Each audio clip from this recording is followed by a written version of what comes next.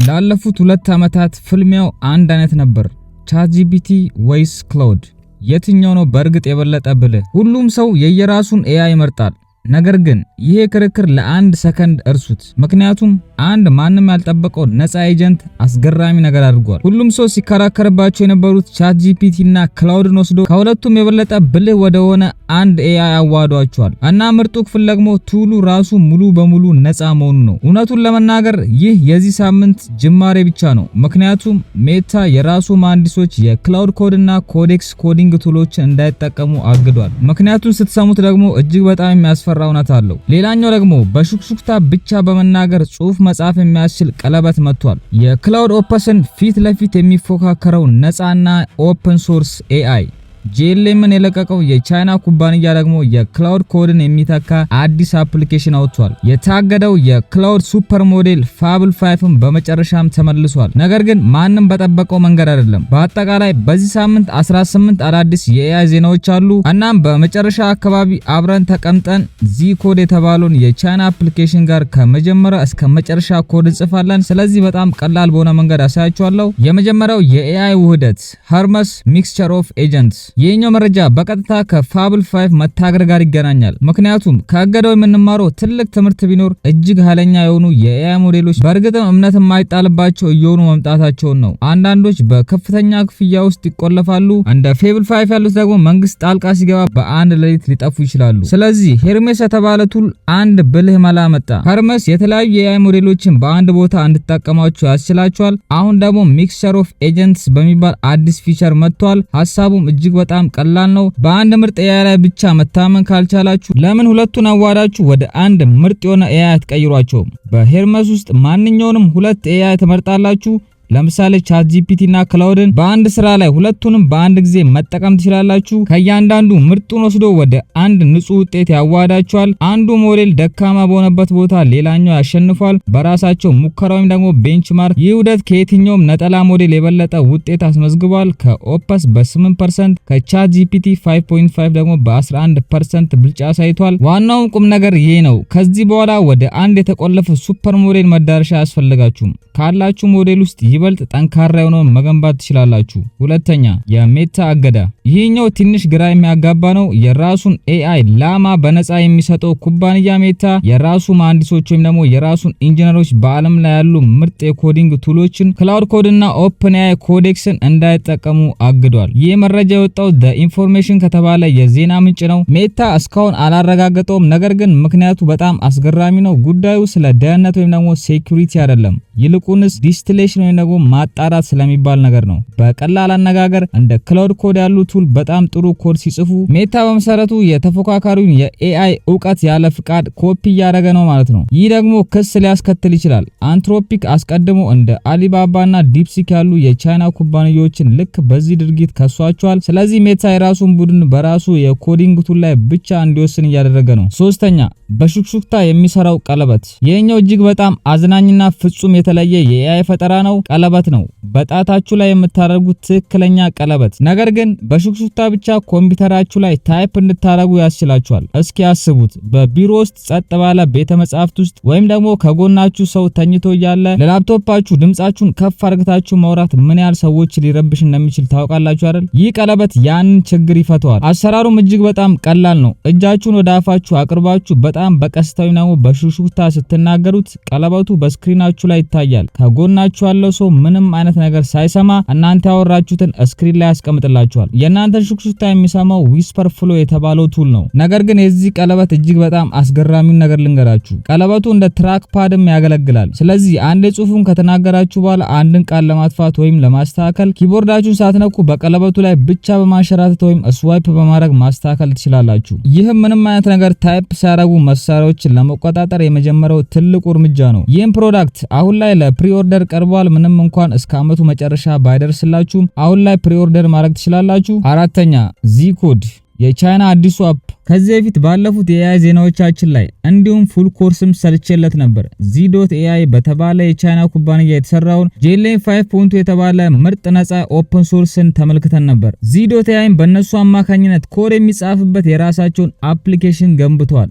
ዚኮድ ይባላል። እስካሁን ድረስ ከጄሌም ጋር አንድ ነገር ለመገንባት ከሌላ ቱር ጋር ማገናኘት ነበረባቸው። አሁን ግን በማክ ዊንዶውና ሊነክስ ላይ የሚሰራ የራሱ የሆነ አፕሊኬሽን አምጥቷል። ይህ ቱል እጅግ በጣም ኃይለኛና እጅግ በጣም አስገራሚ ነው። ስለዚህ ከኤአይ ዜናዎቹ በኋላ ደረጃ በደረጃ ከጅምሩ እስከ ፍጻሜው ዚኮድን አብረን እንመለከታለን። አምስተኛ አንትሮፒክ ክላውድ ሶኔት 5 እና የፌብል 5 መመለስ። አንትሮፒክ እጅግ በጣም አስገራሚ ሳምንትን አሳልፏል። ሙሉውን ታሪክ በአንድ ጊዜ ልንገራችሁ። መጀመሪያ ትንሹ ዜና አንትሮፒክ አዲሱ መካከለኛ ሞዴል ክላውድ ሶኔት 5ን አውጥቷል። ይህም በአጭሩ እስካሁን ካሏችሁ ሁሉ እጅግ በጣም ኤጀንቲክ የሆነው ሞዴል ነው። ማለትም ዝም ብሎ መልስ አይሰጣችሁም። አንድን ስራ ራሱ አቅዶና አስቦ በራሱ ሊሰራው ይችላል። ከዋናው ሞዴላቸው ኦፐስ ጋርም ይቀራረባል። ነገር ግን እጅግ በጣም ርካሽ ነው። ክላውድ የምትጠቀሙ ከሆነ አሁን እየተጠቀማችሁበትም ሊሆን ይችላል። ትልቁ ዜና ግን ከአሜሪካ ውጪ የታገደው የክላውድ በጣም ኃይለኛና አደገኛው ሞዴል ክላውድ ፌብል 5 ተመልሷል። ከጥቂት ቀናት በፊት የዩኤስ መንግስት በደህንነት ስጋት ምክንያት ጣልቃ ገባና አንትሮፒክ ይህንን ሞዴል ለሁሉም ሰው እንዲያግደው አስገድደው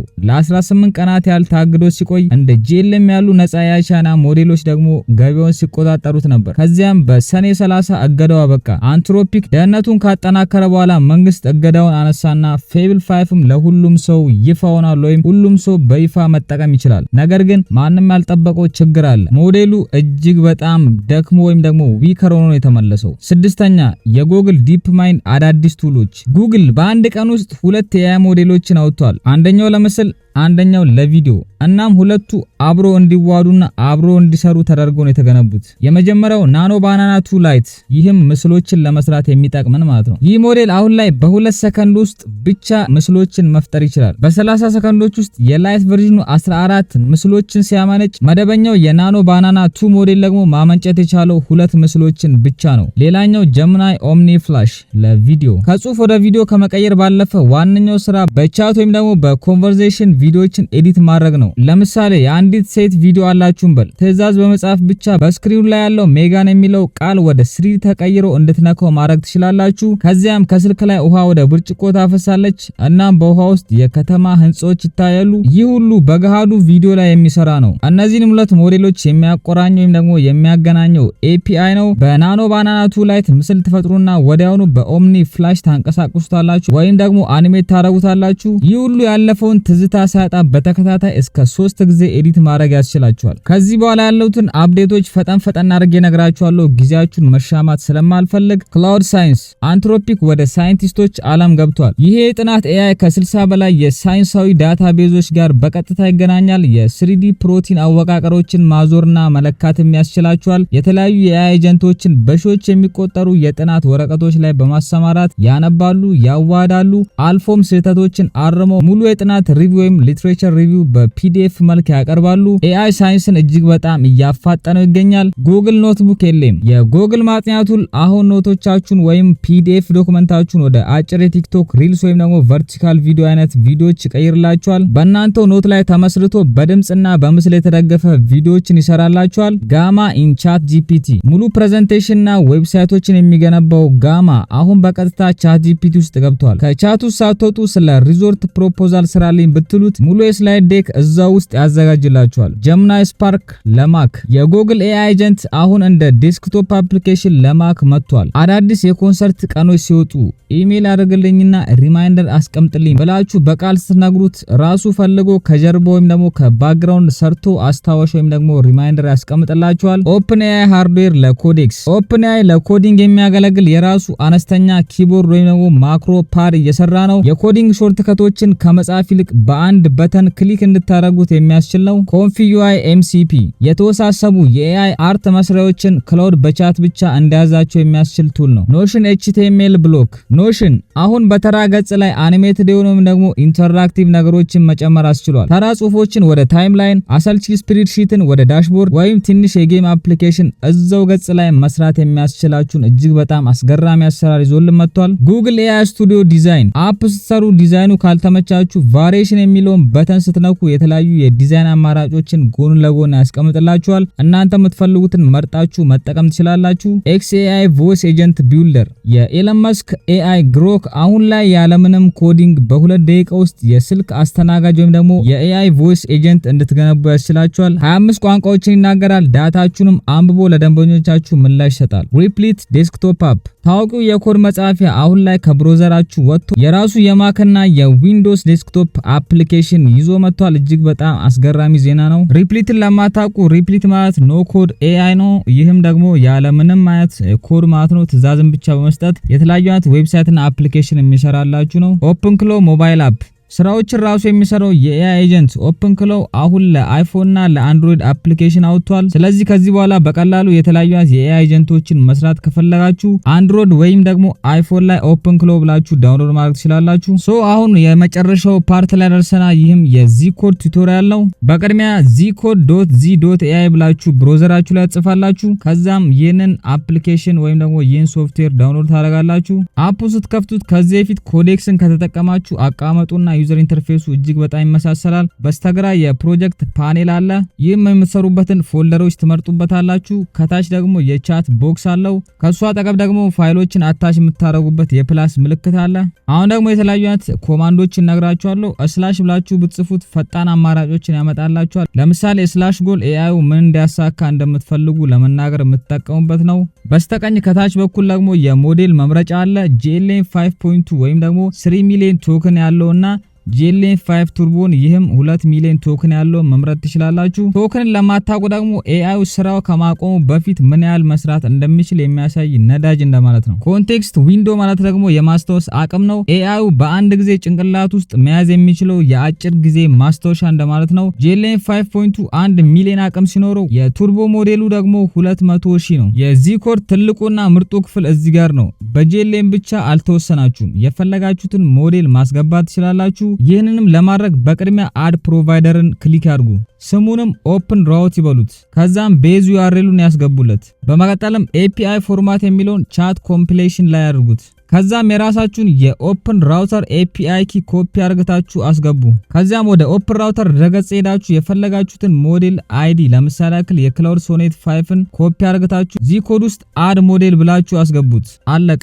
በቀላሉ እንደምትመለከቱት የምትፈልጉትን ሞዴሎች እንደዚህ አድርጋችሁ አድ ማድረግ ትችላላችሁ። አሁን ደግሞ ወደ ሳይድ ፓኔሉ እናልፋለን። በጎን በኩል እንደምታዩት የተለያዩ ነገሮች አሉ። ስኪልና ሰብ ኤጀንትስ ለጊዜው ውስን ናቸው፣ ነገር ግን የራሳቸውን ማስገባት ትችላላችሁ። MCP ሰርቨር ውጫዊ ቱሎችን እንደ አፕልና አንድሮይድ ሲሙሌተሮችን ያገኛሉ። ይህም እዛው ላይ ያያችሁት ኮዶችን ለመጻፍ ይጠቅማችኋል። ስልካችሁ ላይ ሪል ታይም እንደመጠቀም ማለት ነው። ፕላጊን አዳዲስ ነገሮችን ዳውንሎድ ማድረጊያ ነው። ዩሴጅ ደግሞ አጠቃቀማችሁ ነው፣ ምን ያህል ቶክን እንደጨረሳችሁ የትኛው ሞዴል ምን ያህል እንደበላባችሁ በዝርዝር ያሳያችኋል። ስለዚህ አብረን እንገነባዋለን ወይም ደግሞ አብረን ኮድ እናደርጋለን ማለት ነው። ስራ ስትፈልጉ ተራ የፒዲኤፍ ሬዚሚ መላክ በቂ አይደለም። ስለዚህ ከሊንክዲን ፕሮፋይላችሁ ላይ ዌብሳይት እንሰራለን። በቅድሚያ ሊንክዲን ላይ ገብታችሁ ፕሮፋይላችሁን ወደ ፒዲኤፍ ዳውንሎድ ታደርጋላችሁ። ሴቭ ቱ ፒዲኤፍ ትሉታላችሁ። በመቀጠልም ዚኮድን ከፍታችሁ አዲስ ታስክ ወይም ኒው ታስክ ጀምሩ። ፒዲኤፍ ፋይሉንም እዚህ ጋር ታስገቡታላችሁ። ከዛም እንዲህ ብላችሁ ጽፋላችሁ ሪዙሜን አዝዣለሁ። ከዚህ ላይ ልምዴና ፕሮጀክቶችን ወስደ ዘመናዊ የፖርትፎሊዮ ዌብሳይት ስራልኝ ትሉታላችሁ። እዚህ ጋር ከመጨረሳችሁ በፊት ፕላን ሞድ ወይም ደግሞ የቅድ ሞድን ምረጡ። ይህም AI ከመገንባቱ ወይም ደግሞ ዌብሳይቱን ከመስራቱ በፊት ምን ሊሰራ እንዳሰበ ያሳያችኋል። ማስተካከልም ትችላላችሁ።